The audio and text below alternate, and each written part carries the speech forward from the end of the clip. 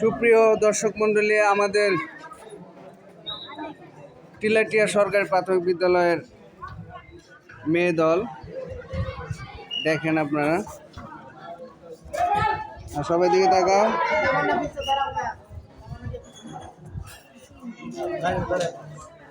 দেখা যাচ্ছে?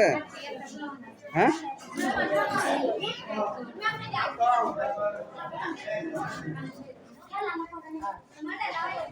এখন আপনাদেরকে দেখাচ্ছি রূপসী সরকারি প্রাথমিক বিদ্যালয়ের মেয়ে দল। সবাই দিকে তাকাও। হ্যাঁ, সবাই দিকে দেখো, ক্যামেরার দিকে দেখো।